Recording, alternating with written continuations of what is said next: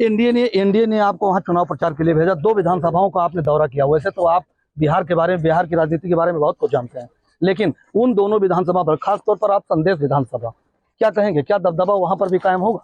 देखिए, संदेश विधानसभा में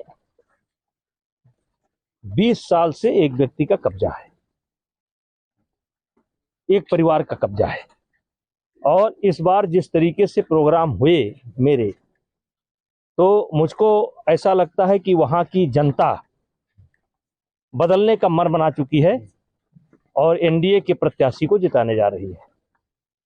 नेताजी, जिस तरीके से वहां बिहार में माना जाए, बिहार में कहा जाता है छोटे सरकार, एक अनंत सिंह जो आपके काफी करीबी भी हैं, उनको जिस तरीके से फिलहाल उन पर आरोप लगे, जबकि जो पीएम रिपोर्ट आई है उसमें स्पष्ट है कि उनकी गोली लगने से मौत नहीं हुई, लेकिन इसके बावजूद भी उनकी गिरफ्तारी हुई, सरकार ने उनकी गिरफ्तारी करा दी है। तो इसको लेकर के आप क्या देखते हैं? किस तरीके सरकार ने उनकी गिरफ्तारी नहीं कराई है, उनके ऊपर एफआईआर हुआ है और एफआईआर झूठी है, क्योंकि जिस तरीके से बताया जा रहा है कि काफिले में पीछे, जब दोनों काफिले अगल बगल से निकल गए तो पीछे, तो उसमें एक वीडियो ये भी आया है, जिनकी मौत हुई है, खैर जिसकी मौत होती है सहानुभूति उसी के प्रति रहती है, लेकिन पथराव हो रहा है इनके काफिले पर, और उसके बाद ये घटना घटती है। घटना का शायद किसी के पास वीडियो नहीं है, लेकिन अनंत सिंह 50 गाड़ी से आगे थे और अनंत सिंह का जो स्वास्थ्य है वो नहीं लगता है कि वो 50 गाड़ी क्रॉस करके आएंगे और गोली मारेंगे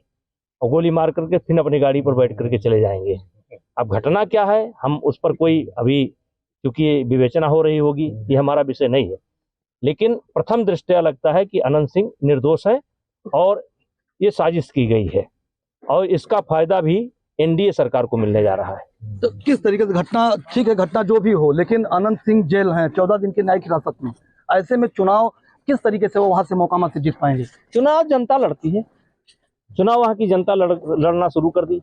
जिस दिन से ये घटना घटी है और अनंत सिंह गिरफ्तार हुए हैं, अब अनंत सिंह इसको सरकार ने नहीं गिरफ्तार किया है, अनंत सिंह के ऊपर एफआईआर है, तो एफआईआर है तो गिरफ्तारी होगी, लेकिन विवेचना अभी बाकी है। लेकिन जनता, वहां की जनता चुनाव लड़ेगी और मुझे पूरी उम्मीद है कि अनंत सिंह बहुत भारी बहुमत के साथ, भारी मतों के साथ जीतेंगे।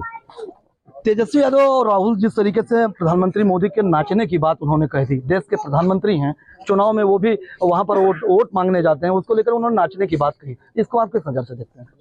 देखिए, मैं हमेशा राहुल गांधी के बारे में मुझे बोलना पड़ता है, आप लोग बुलवाते हैं।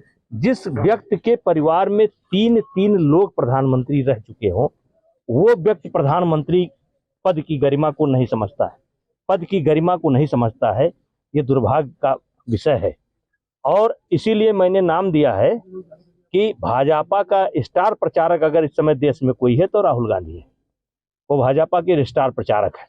वो जब भी गोल करते हैं तो सेल्फ गोल करते हैं, कभी शैतान के रूप में करते हैं, कभी जो है राफेल का नाम लेकर के करते हैं, कभी सर्जिकल स्ट्राइक और एयर स्ट्राइक पर सवाल उठाते हैं। अब कभी, अभी उन्होंने इसके पहले जब गए थे तो मोदी जी के लिए, यानी मोदी जी के माँ को भी घसीटने का काम किया था। अब नाचने का प्रयोग शब्द किया, तो ये सब ये भाजपा को मदद करता है। ये देश जो है ऐसी चीजों को नहीं पसंद करता है।